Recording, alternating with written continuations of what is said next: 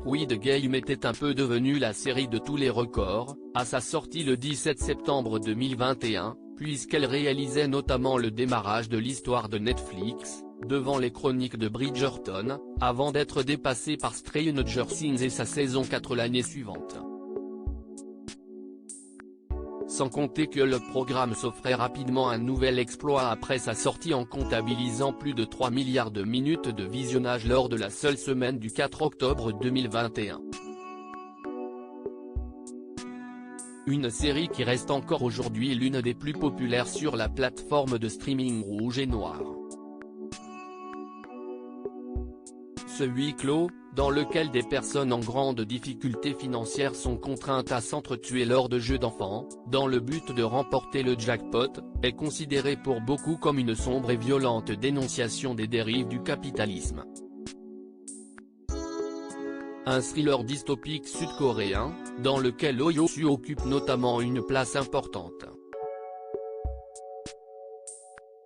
Son rôle dans la série lui a notamment permis de devenir, en janvier dernier, le premier Sud-Coréen à remporter un Golden Globe Award. Des informations pas factuellement incorrectes, mais cet acteur de 78 ans est dans la tourmente depuis, puisqu'il fait l'objet de poursuites pour une agression sexuelle datant de 2017, a indiqué l'AFP ce vendredi 25 novembre. On apprend que le parquet sud-coréen l'aurait formellement accusé jeudi 24 novembre d'avoir touché de façon inappropriée le corps d'une femme. L'acteur aurait également été laissé en liberté.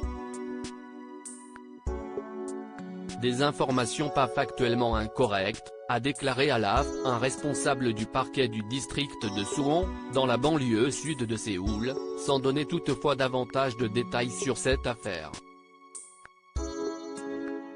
D'après les médias sud-coréens, le ministère de la Culture du pays a décidé dans la foulée d'interrompre une campagne publicitaire qui mettait en scène Oh Yo-soo.